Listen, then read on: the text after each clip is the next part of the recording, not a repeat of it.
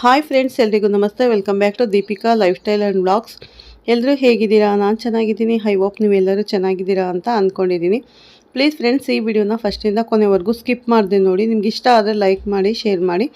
ಹೊಸದಾಗಿ ನೋಡ್ತಾ ಇರೋರು ನಮ್ಮ ಚಾನಲ್ಗೆ ಸಬ್ಸ್ಕ್ರೈಬ್ ಮಾಡ್ಕೊಳ್ಳಿ. ಪಕ್ಕದಲ್ಲಿರೋ ಬೆಲ್ ಐಕನ್ ಕ್ಲಿಕ್ ಮಾಡಿ. ನಾಲ್ಕು ಪ್ರತಿಯೊಂದು ವಿಡಿಯೋ ನೋಟಿಫಿಕೇಷನ್ಗೆ ಬರುತ್ತೆ, ತಕ್ಷಣ ನೋಡ್ಬೋದು. ಈ ವಿಡಿಯೋ ಇಷ್ಟ ಆದರೆ ಓಂ ಶನೀಶ್ವರಾಯ ನಮಃ ಅಂತ ಒಂದು ಕಮೆಂಟ್ ಕೊಡೋದನ್ನು ಖಂಡಿತ ಮರಿಬೇಡಿ. ನಾನು ಇವಾಗ ತಿಳಿಸ್ಕೊಡ್ತಾ ಇದ್ದೀನಿ ಮಕರ ರಾಶಿ ಬಗ್ಗೆ. ಬನ್ನಿ ನೋಡೋಣ. ಈ ವಿಡಿಯೋನ ಎಲ್ಲೂ ಸ್ಕಿಪ್ ಮಾಡದೆ ಪೂರ್ತಿಯಾಗಿ ನೋಡಿ ಸ್ನೇಹಿತರೆ. ಮಕರ ರಾಶಿಯ ಸ್ನೇಹಿತರಿಗೆ ನಮಸ್ಕಾರ. ಇಂದಿನ ಈ ವಿಶೇಷ ವಿಡಿಯೋಗೆ ನಿಮ್ಮೆಲ್ಲರಿಗೂ ಆತ್ಮೀಯ ಸ್ವಾಗತ. ಇಂದು ನಾವು ಮಕರ ರಾಶಿಯವರ ಜೀವನದಲ್ಲಿ ನಡೆಯಲಿರುವ ಒಂದು ಅತ್ಯಂತ ಪ್ರಮುಖ ಹಾಗೂ ಎಚ್ಚರಿಕೆಯ ಜ್ಯೋತಿಷ್ಯ ಮಾಹಿತಿಯ ಬಗ್ಗೆ ತಿಳಿಯಲಿದ್ದೇವೆ. ಮಕರ ರಾಶಿಯವರೇ, ನೀವು ಹೆಚ್ಚು ಪ್ರೀತಿಸುವ ಅಥವಾ ನಿಮಗೆ ತುಂಬ ಹತ್ತಿರವಿರುವ ಒಂದು ಸಂಬಂಧವು ಶೀಘ್ರದಲ್ಲೇ ನಿಮ್ಮನ್ನು ಬಿಟ್ಟು ಹೋಗುವ ಸಾಧ್ಯತೆಗಳು ಹೆಚ್ಚಾಗಿವೆ. ಅದು ನಿಮ್ಮ ಸ್ನೇಹಿತರು, ಪ್ರೀತಿಪಾತ್ರರು, ಸಂಗಾತಿ ಅಥವಾ ಯಾವುದೇ ಪ್ರಮುಖ ಸಂಬಂಧಿಯಾಗಿರಬಹುದು. ಅದೇ ಒಂದು ಸಂಬಂಧವು ಮುರಿದು ಬೀಳುವ ಮೊದಲು ವಿಶ್ವವು ನಮಗೆ ಕೆಲವು ಚಿಹ್ನೆಗಳನ್ನು ಮುಂಚಿತವಾಗಿ ತೋರಿಸುತ್ತದೆ. ಈ ವಿಡಿಯೋದಲ್ಲಿ ನಿಮ್ಮನ್ನು ಎಚ್ಚರಿಸುವ ಆ ಪ್ರಮುಖ ಚಿಹ್ನೆಗಳು ಯಾವುವು ಎಂಬುದನ್ನು ನಾವು ವಿವರವಾಗಿ ನೋಡೋಣ. ಸಾಮಾನ್ಯವಾಗಿ ಮಕರ ರಾಶಿ ಚಕ್ರದ ಅಡಿಯಲ್ಲಿ ಜನಿಸಿದವರು ಅತ್ಯಂತ ಗಂಭೀರ ಹಾಗೂ ಆಳವಾದ ವ್ಯಕ್ತಿತ್ವದವರು. ಹೊರನೋಟಕ್ಕೆ ನೀವು ಶಾಂತವಾಗಿ ಕಂಡರೂ ನಿಮ್ಮ ಹೃದಯದಲ್ಲಿ ಅಸಂಖ್ಯಾತ ಭಾವನೆಗಳು ಮತ್ತು ಮಿತಿಯಿಲ್ಲದ ಪ್ರೀತಿಯನ್ನು ಹೊಂದಿರುತ್ತೀರಾ ಸ್ನೇಹಿತರೆ. ನೀವು ಯಾರನ್ನಾದರೂ ನಂಬಿದರೆ ಅವರಿಗಾಗಿ ಏನು ಬೇಕಾದರೂ ಮಾಡಲು ಸಿದ್ಧರಿರುತ್ತೀರಿ. ನಿಮ್ಮ ವಾತ್ಸಲ್ಯವು ಸಾಮಾನ್ಯವಾದುದಲ್ಲ, ಅದು ನಿಮ್ಮ ಜೀವನದ ಉಸಿರಾಗಿರುತ್ತದೆ. ಆದರೆ ಈಗ ನಿಮ್ಮ ಜೀವನದ ಭಾಗವೆಂದು ನೀವು ಪರಿಗಣಿಸಿರುವ ಸಂಬಂಧವು ನಿಮ್ಮನ್ನು ಬಿಟ್ಟು ಹೋಗುವಾಗ ನಿಮ್ಮ ಮನಸ್ಸು ಅನುಭವಿಸುವ ನೋವು ವರ್ಣನಾತೀತ. ಆದರೆ ಈ ನೋವು ಮತ್ತು ಈಗ ನಡೆಯುತ್ತಿರುವ ಬೇರ್ಪಡುವಿಕೆಯ ಹಿಂದೆ ಒಂದು ದೊಡ್ಡ ರಹಸ್ಯವಿದೆ. ಅದು ನಿಮ್ಮ ಹಿಂದಿನ ಜನ್ಮದ ಕರ್ಮದ ಲೆಕ್ಕಾಚಾರ. ನೀವೀಗ ಕಳೆದುಕೊಳ್ಳುತ್ತಿರುವ ಸಂಬಂಧವು ಕೇವಲ ಈ ಜನ್ಮದಲ್ಲ, ಅದು ನೂರಾರು ಜನ್ಮಗಳಿಂದ ನಿಮ್ಮ ಆತ್ಮದೊಂದಿಗೆ ಪ್ರಯಾಣಿಸುತ್ತಿರುವ ಬಂಧವಾಗಿದೆ. ಹಿಂದಿನ ಜನ್ಮದಲ್ಲಿ ಅಪೂರ್ಣವಾಗಿ ಉಳಿದಿದ್ದ ಕೆಲವು ಋಣಗಳು ತೀರಿಸಲು ಅವರು ಈ ಜನ್ಮದಲ್ಲಿ ನಿಮ್ಮತ್ತ ಆಕರ್ಷಿತರಾಗಿದ್ದರು. ನೀವು ತೋರಿಸುವ ಅತಿಯಾದ ಪ್ರೀತಿ ಮತ್ತು ತ್ಯಾಗವು ನಿಮ್ಮ ಹಿಂದಿನ ಜನ್ಮದ ಕರ್ಮದ ದಾಖಲೆಯಾಗಿದೆ. ನಿಮ್ಮಿಬ್ಬರನ್ನು ದೀರ್ಘಕಾಲದಿಂದ ಜೋಡಿಸಿದ್ದ ಪ್ರೀತಿಯ ಹಗ್ಗವು ಈಗ ನಿಧಾನವಾಗಿ ಮುರಿಯಲು ಪ್ರಾರಂಭಿಸುತ್ತಿದೆ. ಪ್ರಸ್ತುತ ಗ್ರಹಗಳ ಸ್ಥಿತಿಗತಿಗಳು ನಿಮ್ಮಿಬ್ಬರ ನಡುವಿನ ಹಿಂದಿನ ಜನ್ಮದ ಖಾತೆಯು ಸಂಪೂರ್ಣವಾಗಿ ಮುಕ್ತಾಯಗೊಂಡಿದೆ ಎಂದು ಸೂಚಿಸುತ್ತಿದೆ. ವಿಶ್ವವು ನಿಮ್ಮಿಬ್ಬರ ನಡುವಿನ ಹೊರೆಯನ್ನು ಈಗ ತೆರವುಗೊಳಿಸಿದೆ. ಪರಸ್ಪರ ಕಲಿಸಬೇಕಾದ ಪಾಠಗಳು ಮುಗಿದಿವೆ. ಒಂದು ಆತ್ಮವು ತನ್ನ ಮುಂದಿನ ಹಂತಕ್ಕೆ ಹೋಗಬೇಕಾದರೆ ಹಳೆಯ ಸಂಬಂಧಗಳನ್ನು ಕಡಿದುಕೊಳ್ಳುವುದು ಅನಿವಾರ್ಯ. ಸಂಬಂಧ ಕೊನೆಗೊಳ್ಳಲಿದೆ ಎಂಬುದು ಮೊದಲ ಚಿಹ್ನೆ ಎಂದರೆ ನಿರಂತರ ವಾದಗಳು ಮತ್ತು ತಿಳುವಳಿಕೆಯಲ್ಲಿ ಸಂಪೂರ್ಣ ಕುಸಿತ. ಒಂದು ಕಾಲದಲ್ಲಿ ನಿಮ್ಮ ಮನಸ್ಸನ್ನು ಅರ್ಥ ಮಾಡಿಕೊಂಡವರು ಇಂದು ನಿಮ್ಮ ಮಾತುಗಳನ್ನು ಸಹ ತಪ್ಪಾಗಿ ಅರ್ಥೈಸಿಕೊಳ್ಳುತ್ತಾರೆ. ನೀವು ಒಳ್ಳೆಯ ಉದ್ದೇಶದಿಂದ ಏನಾದರೂ ಹೇಳಿದರೂ ಅವರು ಅದನ್ನು ನಿಮ್ಮ ಮೇಲೆ ದಾಳಿ ಮಾಡಲು ಬಳಸಿಕೊಳ್ಳುತ್ತಾರೆ. ನಿಮ್ಮ ಸಣ್ಣ ತಪ್ಪುಗಳನ್ನು ಸಹ ಅವರು ದೊಡ್ಡ ಅಪರಾಧವೆಂದು ನೋಡಲು ಪ್ರಾರಂಭಿಸುತ್ತಾರೆ. ಈ ಹಠಾತ್ ಬದಲಾವಣೆಗೆ ಕಾರಣ ಅವರ ಮೇಲಿರುವ ಕರ್ಮದ ಮುಸುಕು. ಅವರ ಕಿವಿಗಳು ಮತ್ತು ಆಲೋಚಿಸುವ ಶಕ್ತಿ ಈಗ ನಿರ್ಬಂಧಿಸಲ್ಪಟ್ಟಿವೆ. ಅವರು ಹಳೆಯ ಘಟನೆಗಳನ್ನು ಎಳೆದು ತಂದು ಜಗಳವಾಡುತ್ತಾರೆ. ನೀವು ಅವರಿಗೆ ಜೇನುತುಪ್ಪ ಕೊಟ್ಟರೂ ಅದು ಅವರಿಗೆ ವಿಷದಂತೆ ಭಾಸವಾಗುತ್ತದೆ.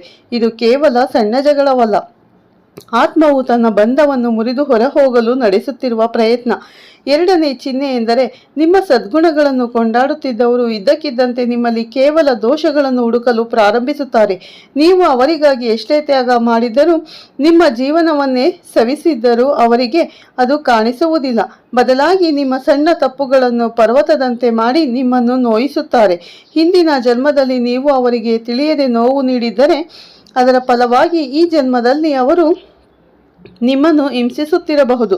ವಿಶ್ವವು ಇಬ್ಬರನ್ನು ಬೇರ್ಪಡಿಸಲು ನಿರ್ಧರಿಸಿದಾಗ ಇಂತಹ ತಪ್ಪು ತಿಳುವಳಿಕೆಗಳನ್ನು ಸೃಷ್ಟಿಸುತ್ತದೆ ಸ್ನೇಹಿತರೆ. ಅವರು ನಿಮ್ಮನ್ನು ದ್ವೇಷಿಸುತ್ತಿದ್ದಾರೆ ಎನ್ನುವುದಕ್ಕಿಂತ ಅವರ ಕರ್ಮದ ಲೆಕ್ಕ ಮುಗಿದಿದೆ ಎಂದು ಭಾವಿಸುವುದು ಉತ್ತಮ. ಮೂರನೇ ಅತ್ಯಂತ ಪ್ರಮುಖ ಚಿಹ್ನೆ ಎಂದರೆ ನಿಮ್ಮ ಸಂಬಂಧದ ನಡುವೆ ಮೂರನೇ ವ್ಯಕ್ತಿಯ ಹಠಾತ್ ಪ್ರವೇಶ. ನೀವು ವರ್ಷಗಳಿಂದ ಕಟ್ಟಿದ್ದ ನಂಬಿಕೆಯ ಗೋಡೆಯು ಒಬ್ಬ ಹೊಸ ವ್ಯಕ್ತಿಯ ಆಗಮನದಿಂದ ಕುಸಿಯುತ್ತದೆ. ನೀವು ಹೇಳುವ ಸತ್ಯಗಳಿಗಿಂತ ಆ ಹೊಸ ವ್ಯಕ್ತಿಯ ಸುಳ್ಳು ಮಾತುಗಳಿಗೆ ಹೆಚ್ಚಿನ ಮಹತ್ವ ನೀಡುತ್ತಾರೆ. ಇದು ನಿಮ್ಮನ್ನು ಮಾನಸಿಕವಾಗಿ ಕುಗ್ಗಿಸುತ್ತದೆ. ಆದರೆ ನೆನಪಿಡಿ, ಆ ಮೂರನೇ ವ್ಯಕ್ತಿಯು ಆಕಸ್ಮಿಕವಾಗಿ ಬಂದವನಲ್ಲ. ಅವನಿಗೂ ನಿಮ್ಮ ಸಂಗಾತಿಗೂ ಜನ್ಮಾಂತರದ ಸಂಬಂಧವಿರುತ್ತೆ. ವಿಶ್ವವು ಈ ನಾಟಕವನ್ನು ಆಡಿಸುವ ಮೂಲಕ ನಿಮ್ಮನ್ನು ಆ ಹಳೆಯ ಬಂಧದಿಂದ ಮುಕ್ತಿಗೊಳಿಸುತ್ತಿದೆ. ಮಕರ ರಾಶಿಯವರೇ, ನಿಮ್ಮ ಈ ಕಷ್ಟದ ಪರಿಸ್ಥಿತಿಯನ್ನು ಇನ್ನೂ ಆಳವಾಗಿ ಅರ್ಥ ಮಾಡಿಕೊಳ್ಳಲು ಮತ್ತು ನಿಮ್ಮ ಮನಸ್ಸಿಗೆ ಧೈರ್ಯ ತುಂಬಲು ಈ ಕೆಳಗಿನ ಪ್ರಮುಖ ಅಂಶಗಳನ್ನು ಗಮನಿಸಿ. ಈ ಅಂಶಗಳು ನಿಮ್ಮ ಜೀವನದಲ್ಲಿ ನಡೆಯುತ್ತಿರುವ ಬದಲಾವಣೆಗಳ ಹಿಂದಿನ ನಿಗೂಢ ಸತ್ಯವನ್ನು ಬಿಚ್ಚಿಡುತ್ತದೆ. ನಮ್ಮ ಜೀವನದಲ್ಲಿ ಬರುವ ಪ್ರತಿಯೊಬ್ಬ ವ್ಯಕ್ತಿಯು ಒಂದು ನಿರ್ದಿಷ್ಟ ಉದ್ದೇಶಕ್ಕಾಗಿ ಬರುತ್ತಾರೆ. ಕೆಲವರು ನಮಗೆ ಪ್ರೀತಿಯನ್ನು ನೀಡಲು ಬರುತ್ತಾರೆ, ಇನ್ನು ಕೆಲವರು ನಮಗೆ ಜೀವನದ ಅತ್ಯಂತ ಕಠಿಣ ಪಾಠಗಳನ್ನು ಕಲಿಸಲು ಬರುತ್ತಾರೆ. ಮಕರ ರಾಶಿಯವರಾದ ನೀವು ಸಾಮಾನ್ಯವಾಗಿ ಶಿಸ್ತು ಮತ್ತು ಬದ್ಧತೆಗೆ ಹೆಸರಾದವರು, ಆದರೆ ಈ ಸಮಯದಲ್ಲಿ ನಿಮ್ಮ ಬದ್ಧತೆಯೇ ನಿಮಗೆ ಶಾಪವಾಗಿ ಪರಿಣಮಿಸುತ್ತಿದೆ. ನೀವು ಯಾರನ್ನು ಬಿಡಲು ಸಿದ್ಧರಿಲ್ಲವೋ ಅವರೇ ನಿಮ್ಮನ್ನು ಅತಿ ಹೆಚ್ಚು ನೋಯಿಸುತ್ತಿದ್ದಾರೆ. ಇದು ನಿಮ್ಮ ತಪ್ಪಲ್ಲ, ಇದು ಕಾಲದ ಮಹಿಮೆ. ನಿಮ್ಮ ಸಂಬಂಧದಲ್ಲಿ ಬಿರುಕು ಮೂಡಲು ಆರಂಭಿಸಿದಾಗ ನೀವು ಗಮನಿಸಬೇಕಾದ ಮತ್ತೊಂದು ಅಂಶವೆಂದರೆ ಗೌರವದ ಕೊರತೆ. ಒಂದು ಕಾಲದಲ್ಲಿ ನಿಮ್ಮ ಮಾತಿಗೆ ಬೆಲೆ ಕೊಟ್ಟಿದ್ದವರು, ನಿಮ್ಮ ಸಲಹೆಗಳನ್ನು ವೇದವಾಕ್ಯವಾದಂತೆ ಸ್ವೀಕರಿಸಿದ್ದವರು ಇಂದು ನಿಮ್ಮ ಅಸ್ತಿತ್ವವನ್ನೇ ಪ್ರಶ್ನಿಸುತ್ತಿದ್ದಾರೆ. ನೀವು ಎಷ್ಟೇ ಸರಿ ಇದ್ದರೂ ನಿಮ್ಮನ್ನು ತಪ್ಪಿತಸ್ಥರೆಂದು ಬಿಂಬಿಸುವ ಪ್ರಯತ್ನ ನಡೆಯುತ್ತಿದೆ.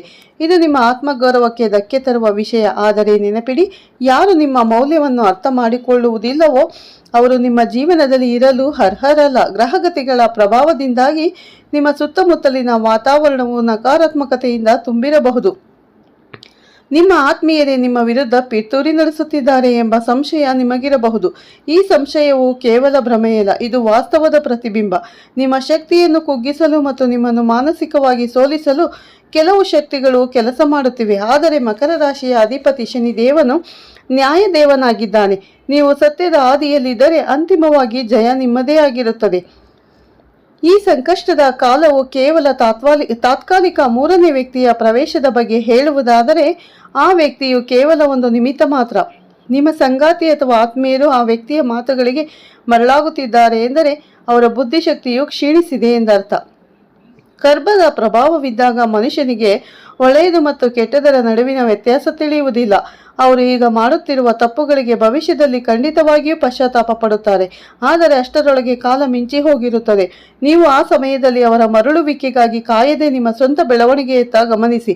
ನಿಮ್ಮ ಆರ್ಥಿಕ ಮತ್ತು ವೃತ್ತಿ ಜೀವನದ ಮೇಲೂ ಈ ಸಂಬಂಧದ ಬಿರುಕು ಪರಿಣಾಮ ಬೀರಬಹುದು. ಮಾನಸಿಕವಾಗಿ ಶಾಂತಿ ಇಲ್ಲದಿದ್ದಾಗ ಕೆಲಸದ ಮೇಲೆ ಗಮನ ಹರಿಸುವುದು ಕಷ್ಟವಾಗುತ್ತದೆ. ಆದರೆ ಮಕರ ರಾಶಿಯವರೇ, ನಿಮ್ಮ ವೃತ್ತಿಯೇ ನಿಮ್ಮ ಶಕ್ತಿ. ಈ ನೋವನ್ನು ನಿಮ್ಮ ಯಶಸ್ಸಿನ ಮೆಟ್ಟಿಲನ್ನಾಗಿ ಮಾಡಿಕೊಳ್ಳಿ. ನಿಮ್ಮನ್ನು ಕಡೆಗಣಿಸಿದವರು ನಿಮ್ಮ ಸಾಧನೆಯನ್ನು ಕಂಡು ಬೆರಗಾಗುವಂತೆ ಬೆಳೆಯಿರಿ. ಮೌನವಾಗಿ ಕೆಲಸ ಮಾಡಿ ನಿಮ್ಮ ಯಶಸ್ಸು ಸದ್ದು ಮಾಡಲಿ. ಆಧ್ಯಾತ್ಮಿಕವಾಗಿ ಈ ಸಮಯವು ನಿಮ್ಮನ್ನು ತಿದ್ದಿಡುವ ಕಾಲವಾಗಿದೆ. ಇದುವರೆಗೂ ನೀವು ಭೌತಿಕ ಸುಖ ಮತ್ತು ಸಂಬಂಧಗಳಿಗಾಗಿ ಹಂಬಲಿಸಿದ್ದೀರಿ. ಈಗ ವಿಶ್ವವು ನಿಮ್ಮನ್ನು ನಿಮ್ಮೊಳಗಿನ ಶಕ್ತಿಯನ್ನು ಹುಡುಕಲು ಪ್ರೇರೇಪಿಸುತ್ತಿದೆ. ಏಕಾಂತವನ್ನು ಶಾಪವೆಂದು ಭಾವಿಸಬೇಡಿ, ಅದನ್ನು ವರವೆಂದು ಸ್ವೀಕರಿಸಿ ನಿಮ್ಮ ಅಂತರಾತ್ಮದ ಧ್ವನಿಯನ್ನು ಕೇಳಿಸಿಕೊಳ್ಳಿ. ಧ್ಯಾನ ಮತ್ತು ಪ್ರಾಣಾಯಾಮದ ಮೂಲಕ ನಿಮ್ಮ ಮನಸ್ಸನ್ನು ಶಾಂತಗೊಳಿಸಿ. ಕೊನೆಯದಾಗಿ, ಒಂದು ಸಂಬಂಧವು ಅಂತ್ಯವಾಗುತ್ತಿದೆ ಎಂದರೆ ಅದು ನಿಮ್ಮ ಜೀವನದ ಅಂತ್ಯವಲ್ಲ, ಅದು ಕೇವಲ ಒಂದು ಅಧ್ಯಾಯದ ಮುಕ್ತಾಯ. ನಿಮ್ಮ ಜೀವನದ ಪುಸ್ತಕದಲ್ಲಿ ಇನ್ನೂ ಅನೇಕ ಸುಂದರ ಪುಟಗಳು ಬಾಕಿ ಇವೆ. ಯಾರು ನಿಮ್ಮನ್ನು ಅರ್ಧದಲ್ಲೇ ಬಿಟ್ಟು ಹೋಗುತ್ತಾರೋ ಅವರು ನಿಮ್ಮ ಜೀವನದ ಪೂರ್ಣ ಪ್ರಯಾಣಕ್ಕೆ ಯೋಗ್ಯರಲ್ಲ ಎಂದು ಭಾವಿಸಿ ನಿಮ್ಮ ಮೇಲೆ ನಂಬಿಕೆ ಇಡಿ. ಆ ಪರಮಾತ್ಮನ ಮೇಲೆ ಭರವಸೆ ಇಡಿ. ಕತ್ತಲೆಯ ನಂತರ ಬೆಳಕು ಬಂದೇ ಬರುತ್ತದೆ. ಈ ಕಠಿಣ ಪರೀಕ್ಷೆಯಲ್ಲಿ ನೀವು ಜಯಶಾಲಿಯಾಗಿ ಹೊರಹೊಮ್ಮುತ್ತೀರಿ ಎಂಬ ವಿಶ್ವಾಸ ನಮಗಿದೆ. ಧೈರ್ಯದಿಂದಿರಿ, ಸತ್ಯದ ಹಾದಿ ಬಿಡಬೇಡಿ. ಈ ಕಷ್ಟದ ಸಮಯದಲ್ಲಿ ನೀವು ಆತಂಕಕ್ಕೆ ಒಳಗಾಗಬಾರದು. ಇನ್ನು ನಿಮ್ಮ ತಾಳ್ಮೆಯ ಪರೀಕ್ಷೆಯ ಕಾಲ. ನಿಮ್ಮ ನೀತಿಯುತ ಕೋಪದಿಂದ ತಪ್ಪು ಪದಗಳು ಹೊರಬರಲು ಬಿಡಬೇಡಿ. ಗ್ರಹಗಳ ಚಕ್ರ ಬದಲಾಗುವವರೆಗೂ ಶಾಂತವಾಗಿರುವುದು ನಿಮ್ಮ ದೊಡ್ಡ ಅಸ್ತ್ರ. ನಿಮ್ಮನ್ನು ಬಿಟ್ಟು ಹೋಗಲು ಬಯಸುವವರನ್ನು ಬಲವಂತವಾಗಿ ಹಿಡಿದಿಟ್ಟುಕೊಳ್ಳಲು ಪ್ರಯತ್ನಿಸಬೇಡಿ. ಒಂದೇ ಮರವು ಬೆಳೆಯಬೇಕಾದರೆ ಒಣಗಿದ ಎಲೆಗಳು ಉದುರಲೇಬೇಕು. ನೀವು ಜೀವನದಿಂದ ಹಳೆಯದು ಹೋದರೆ ಮಾತ್ರ ಹೊಸ ಮತ್ತು ನಿಜವಾದ ಸಂಬಂಧಗಳಿಗೆ ಜಾಗ ಸಿಗುತ್ತದೆ.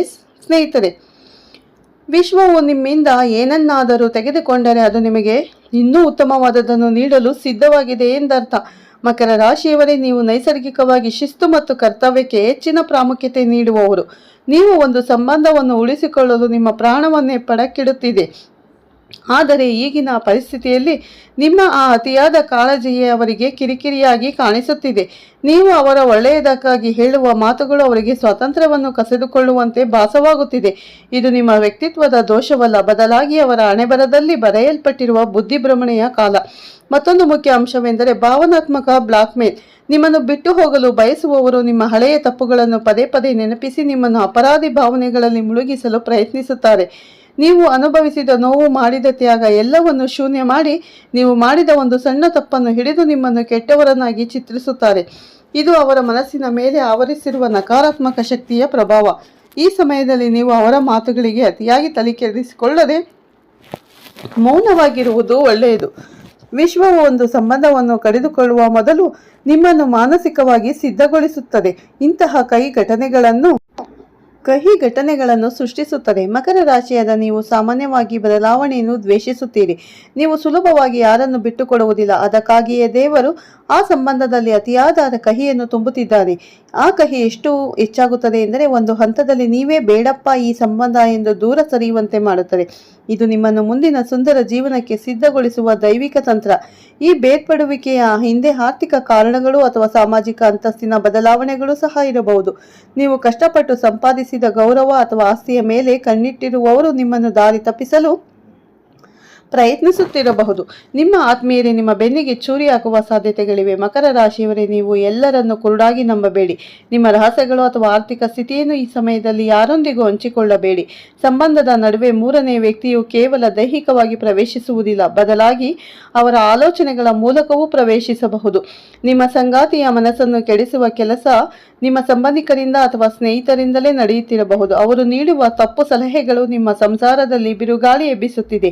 ಈ ಸಮಯದಲ್ಲಿ ನೀವು ಜಗಳವಾಡುವುದಕ್ಕಿಂತ ಹೆಚ್ಚಾಗಿ ದೂರ ನಿಂತು ಪರಿಸ್ಥಿತಿಯನ್ನು ಗಮನಿಸಿ. ಮಕರ ರಾಶಿಯ ಅಧಿಪತಿಯಾದ ಶನಿ ದೇವರು ನಿಧಾನವಾಗಿ ಫಲ ನೀಡುವವನು. ಹಾಗಾಗಿ ಈ ಸಮಸ್ಯೆಗೂ ನಿಧಾನವಾಗಿ ಆದರೆ ಶಾಶ್ವತವಾದ ಪರಿಹಾರ ಸಿಗಲಿದೆ. ನಿಮ್ಮ ಆರೋಗ್ಯದ ಮೇಲೂ ಇದು ಪರಿಣಾಮ ಬೀರಬಹುದು. ಮಾನಸಿಕ ಒತ್ತಡದಿಂದಾಗಿ ನಿದ್ರೆ ಇಲ್ಲದಿರುವುದು ಅಥವಾ ಅಜೀರ್ಣದಂತಹ ಸಮಸ್ಯೆಗಳು ಕಾಡಬಹುದು. ನೀವು ಮಾನಸಿಕವಾಗಿ ಕುಗ್ಗಿದರೆ ನಿಮ್ಮ ಶತ್ರುಗಳಿಗೆ ಅದು ಗೆಲ್ಲುವಂತೆ ಭಾಸವಾಗುತ್ತದೆ. ಹಾಗಾಗಿ ನಿಮ್ಮ ಆರೋಗ್ಯದ ಕಡೆ ಗಮನ ಹರಿಸಿ. ಯೋಗ ಮತ್ತು ಧ್ಯಾನವನ್ನು ನಿಮ್ಮ ದಿನಚರಿಯ ಭಾಗ ಮಾಡಿ. ಮಕರ ರಾಶಿಯವರ ಬಲವೇ ಅವರ ತಾಳ್ಮೆ. ಆ ತಾಳ್ಮೆಯನ್ನು ಈಗ ಕಳೆದುಕೊಳ್ಳಬೇಡಿ. ಕೊನೆಯದಾಗಿ ಸಂಕಷ್ಟವು ನಿಮ್ಮನ್ನು ಒಬ್ಬ ಬಲಿಷ್ಠ ವ್ಯಕ್ತಿಯನ್ನಾಗಿ ರೂಪಿಸಲು ಬಂದಿದೆ. ಸಕ್ಕರೆ ಸವಿಯಾದ ಮಾತುಗಳ ಹಿಂದೆ ವಿಷವಿರಬಹುದು ಮತ್ತು ಕಹಿಯಾದ ಘಟನೆಗಳ ಹಿಂದೆ ಜೀವನದ ಸತ್ಯವಿರಬಹುದು ಎಂಬುದನ್ನು ನೀವೀಗ ಕಲಿಯುತ್ತಿದ್ದೀರಿ. ಈ ಪಾಠವು ನಿಮ್ಮ ಭವಿಷ್ಯದ ಏಳಿಗೆಗೆ ಪೂರಕವಾಗಿದೆ. ಯಾರು ನಿಮ್ಮನ್ನು ಅರ್ಧ ದಾರಿಯಲ್ಲಿ ಬಿಟ್ಟು ಹೋಗುತ್ತಾರೋ ಅವರು ನಿಮ್ಮ ಜೀವನದ ಪೂರ್ಣ ಪ್ರಯಾಣಕ್ಕೆ ಯೋಗ್ಯರಲ್ಲ ಎಂದು ಭಾವಿಸಿ ನಿಮ್ಮ ಮೇಲೆ ನಂಬಿಕೆ ಇಡಿ. ಆ ಪರಮಾತ್ಮನ ಮೇಲೆ ಭರವಸೆ ಇಡಿ. ಕತ್ತಲೆಯ ನಂತರ ಬೆಳಕು ಬಂದೇ ಬರುತ್ತದೆ. ಈ ಕಠಿಣ ಪರೀಕ್ಷೆಯಲ್ಲಿ ನೀವು ಜಯಶಾಲಿಯಾಗಿ ಹೊರಹೊಮ್ಮುತ್ತೀರಿ ಎಂಬ ವಿಶ್ವಾಸ ನಮಗಿದೆ. ಧೈರ್ಯದಿಂದಿರಿ. ಸತ್ಯದ ಹಾದಿ ಬಿಡಬೇಡಿ. ಈ ಕಷ್ಟದ ಸಮಯದಲ್ಲಿ ನೀವು ಆತಂಕಕ್ಕೆ ಒಳಗಾಗಬಾರದು. ಇದು ನಿಮ್ಮ ತಾಳ್ಮೆಯ ಪರೀಕ್ಷೆ. ಸ್ನೇಹಿತರೆ, ನಿಮ್ಮ ನೀತಿಯುತ ಕೋಪದಿಂದ ತಪ್ಪು ಪದಗಳು ಹೊರಬರಲು ಬಿಡಬೇಡಿ. ಗ್ರಹಗಳ ಚಕ್ರ ಬದಲಾಗುವವರೆಗೂ ಶಾಂತವಾಗಿರುವುದು ನಿಮ್ಮ ದೊಡ್ಡ ಅಸ್ತ್ರ. ನಿಮ್ಮನ್ನು ಬಿಟ್ಟು ಹೋಗಲು ಬಯಸುವವರನ್ನು ಬಲವಂತವಾಗಿ ಹಿಡಿದಿಟ್ಟುಕೊಳ್ಳಲು ಪ್ರಯತ್ನಿಸಬೇಡಿ. ಒಂದು ಮರವು ಬೆಳೆಯಬೇಕಾದರೆ ಒಣಗಿದ ಎಲೆ ಉದುರಲೇಬೇಕು. ನಿಮ್ಮ ಜೀವನದಿಂದ ಅಳೆಯದು ಹೋದರೆ ಮಾತ್ರ ಹೊಸ ಮತ್ತು ನಿಜವಾದ ಸಂಬಂಧಗಳಿಗೆ ಜಾಗ ಸಿಗುತ್ತದೆ. ವಿಶ್ವವು ನಿಮ್ಮಿಂದ ಏನನ್ನಾದರೂ ತೆಗೆದುಕೊಂಡರೆ ಅದು ನಿಮಗೆ ಇನ್ನೂ ಉತ್ತಮವಾದದನ್ನು ನೀಡಲು ಸಿದ್ಧವಾಗಿದೆ ಎಂದರ್ಥ. ಮಕರ ರಾಶಿಯವರೇ, ನೀವು ನೈಸರ್ಗಿಕವಾಗಿ ಶಿಸ್ತು ಮತ್ತು ಕರ್ತವ್ಯಕ್ಕೆ ಹೆಚ್ಚಿನ ಪ್ರಾಮುಖ್ಯತೆ ನೀಡುವವರು. ನೀವು ಒಂದು ಸಂಬಂಧವನ್ನು ಉಳಿಸಿಕೊಳ್ಳಲು ನಿಮ್ಮ ಪ್ರಾಣವನ್ನೇ ಪಣಕ್ಕಿಡುತ್ತೀರಿ. ಆದರೆ ಈಗಿನ ಪರಿಸ್ಥಿತಿಯಲ್ಲಿ ನಿಮ್ಮ ಅತಿಯಾದ ಕಾಳಜಿ ಅವರಿಗೆ ಕಿರಿಕಿರಿಯಾಗಿ ಕಾಣಿಸುತ್ತದೆ. ನೀವು ಅವರ ಒಳ್ಳೆಯದಕ್ಕಾಗಿ ಹೇಳುವ ಮಾತುಗಳು ಅವರಿಗೆ ಸ್ವಾತಂತ್ರ್ಯವನ್ನು ಕಸಿದುಕೊಳ್ಳುವಂತೆ ಭಾಸವಾಗುತ್ತಿದೆ. ಆದರೆ ಸ್ನೇಹಿತರೆ, ನಿಮ್ಮ ಸಂಬಂಧ ಕಳಚುತ್ತಿದೆ ಎಂದರೆ ಭಯಪಡಬೇಡಿ. ಹೊಸ ಸಂಬಂಧಕ್ಕೆ ಆದಿಯಾಗುತ್ತಿದೆ ಅನ್ನೋದನ್ನು ಮರಿಬೇಡಿ. ಈ ವಿಡಿಯೋನ ಇಲ್ಲೇ ಮುಗಿಸ್ತಾ ಇದ್ದೀನಿ. ಇಷ್ಟ ಆದರೆ ಲೈಕ್ ಮಾಡಿ, ಶೇರ್ ಮಾಡಿ. ಹೊಸದಾಗಿ ನೋಡೋರು ನಮ್ಮ ಚಾನಲ್ಗೆ ಸಬ್ಸ್ಕ್ರೈಬ್ ಮಾಡ್ಕೊಳ್ಳಿ. ಪಕ್ಕದಲ್ಲಿರೋ ಬೆಲ್ ಐಕನ್ ಕ್ಲಿಕ್ ಮಾಡಿ. ನಾವು ಹಾಕೋ ಪ್ರತಿಯೊಂದು ವಿಡಿಯೋ ನೋಟಿಫಿಕೇಶನ್ ಬರುತ್ತೆ, ತಕ್ಷಣ ನೋಡ್ಬೋದು. ಮತ್ತೆ ಸಿಗ್ತೀನಿ ಉತ್ತಮ ರಾಶಿ ಭವಿಷ್ಯದೊಂದಿಗೆ. ಅಲ್ಲಿವರೆಗೂ ತಮ್ಮೆಲ್ಲರಿಗೂ ಧನ್ಯವಾದಗಳು ಸ್ನೇಹಿತರೆ. ಎಲ್ಲರಿಗೂ ಒಳ್ಳೆಯದಾಗಲಿ.